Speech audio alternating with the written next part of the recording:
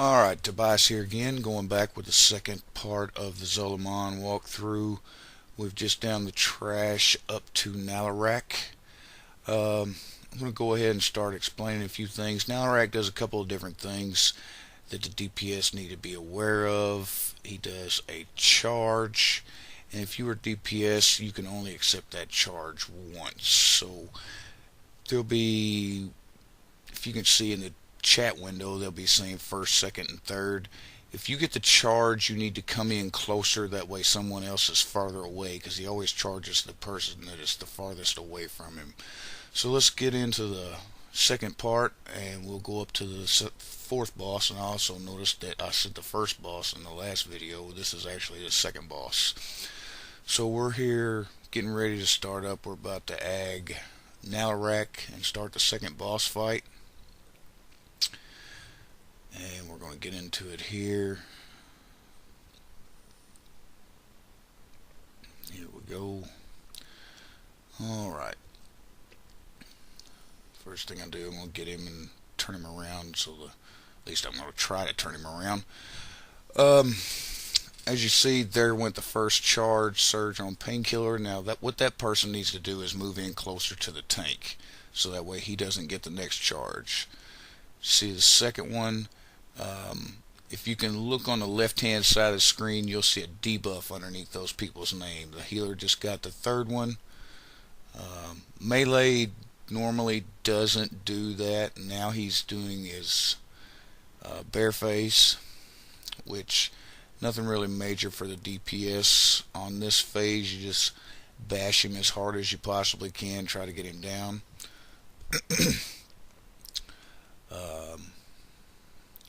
But that's pretty much Nalarak in a nutshell. You just have to watch for those charges. If you get hit with the charge, you need to move in closer. Now we're going back to, he's back to the Nalarak phase. He'll be doing the charge again here in just a moment. There's the first charge. Now that person would need to move in closer, as you see him running into the screen there. Over at Nalarak's right shoulder, he went to a different person.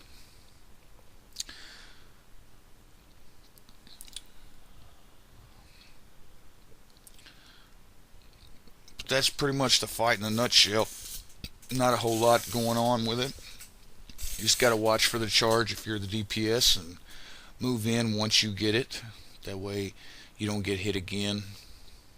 Because if you have the debuff on you and you get hit again with it, you're probably going to die. But that's Nalarak down.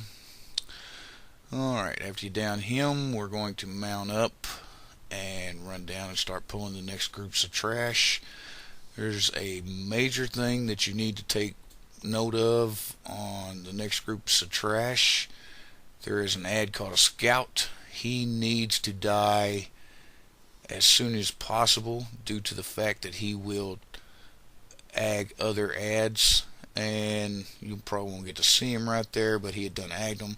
The group in the middle I don't pull anymore. It's easier to pull this group on the side and just walk around them. Hunter was already premeditating things. As I said, he's pretty good at CCing, so he was already on top of what would normally have been CC'd. This group's a little easier to kill, so it makes things run a little smoother. And there's only 3 ads, you don't have to worry about the scout. You will get to see the scout here in a minute on the next pull that we do. If you've got some questions about the scout, or you want to see it in a little better detail, just leave a comment. I'll try to put up a video of the scouts and what needs to be done to them. I normally try to have the mage or the hunter one-shot them. That's probably what the hunter did. He come down and he one-shotted him, so he didn't have to worry about it. Now you just sneak around the wall there. Stay close to as far to the right as you can. Coming up on the third pool, it's a bunch of little dragon hawks. You see me mark the scout with a skull there. Now what I'm going to do is mount up, run up there and stun him so he can't run off. If he does run off, as you see him running, he'll run over that drum and he pulls 2 more ads, is the reason why it's such a big importance to kill him. You will get to see the scouts here in the next pool. Uh, I think the hunter's going to one-shot him pretty much. But this is just some simple trash as long as you don't get overwhelmed with the other two ads. Pick up a few hex sticks.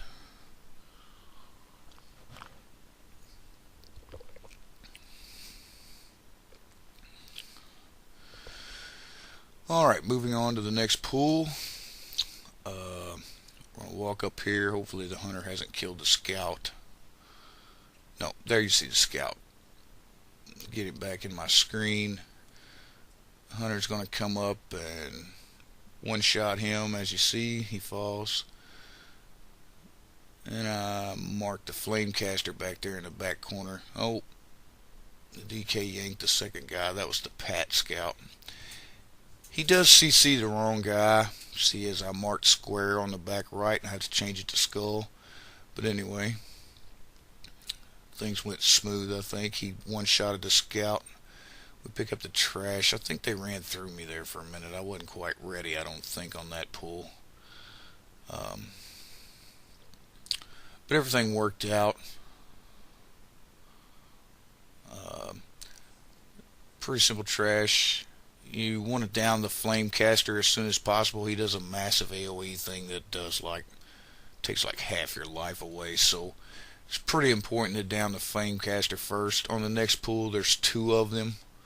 Always CC at least one, and I try to re-CC it in the middle of the fight depending on how long it's taken to down the ads. Here we go, picking up the last piece of that group there. Nothing major.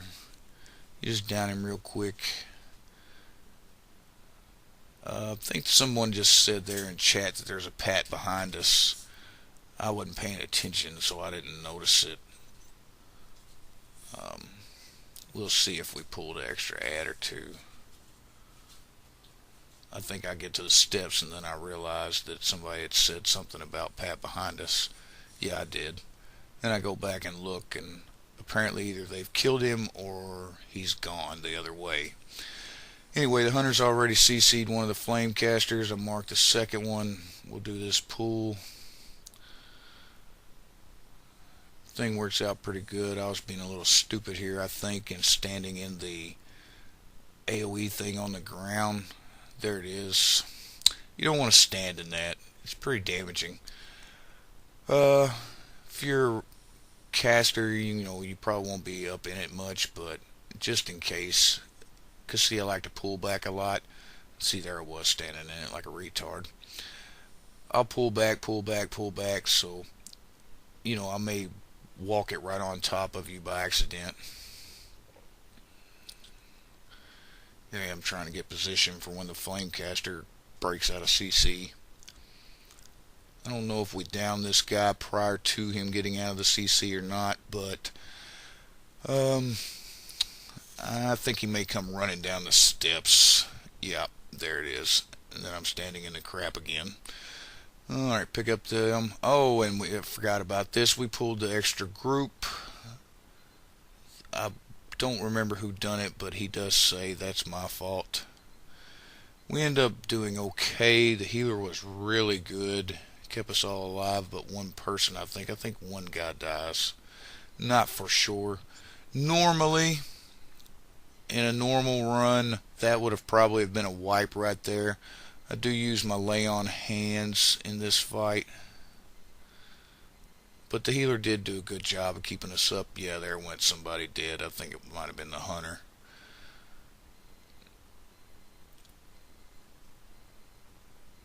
But the guy that did pull that group, he did say that was a tab target fail. My bad. Nothing major. We managed to get through it, so we didn't die.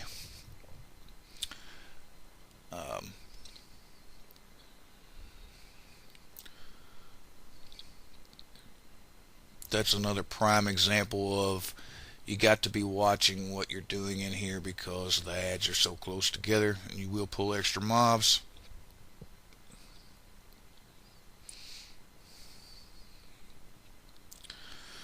But anyway, that craziness taken care of. And I think I end up rezzing the guy. Looks like it. Yeah, I'm rezzing him. Yep. Alright. Now let's get back on. We're headed up to the third boss in Zolomon. He does a couple of different things. He'll do a flame thing on the ground that you do not want to stand in. It'll be directed at everybody away from the tank normally. So in the middle of the fight, you'll see him turn around. If he turns and is looking at you when you're fighting him, you want to start moving right away before he even casts a fire. He also summons two ads that come up the steps. On normal groups, they kill the left ad and let the other one go. He goes out and hatches eggs and pulls out a bunch of little dragon hawks.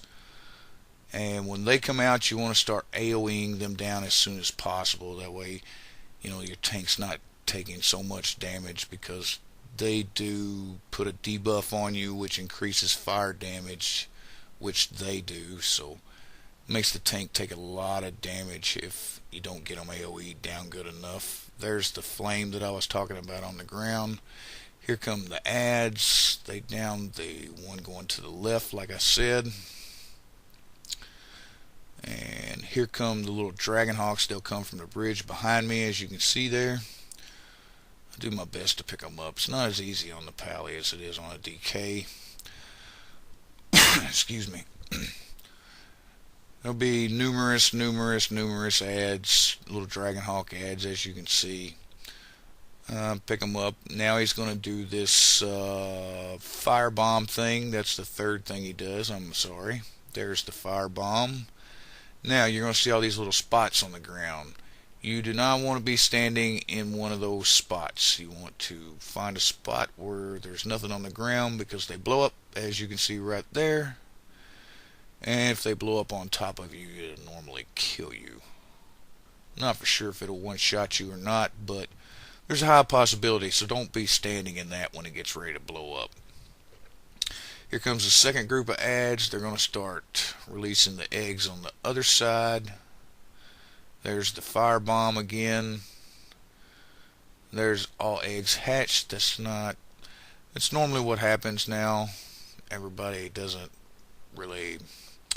Some groups don't even bother with killing the ads. They just kill them both off and then let all the eggs hatch. But that's another story for a different day. Yeah, I've kind of backed myself into a corner trying to keep the dragon hawks in front of me, so you'll have to forgive the screen here. Breaks me out of it when he goes into the fire bomb again. I get behind him, that way I can keep the ads in front of me. But anyway, we're about to down him. He's almost dead. That will conclude this video. I will pick up right here for part 3, and we'll do the last few bosses in here, I think, hopefully in the next video. But that's it for the second and third bosses in Zolomon. We'll pick up where we leave off.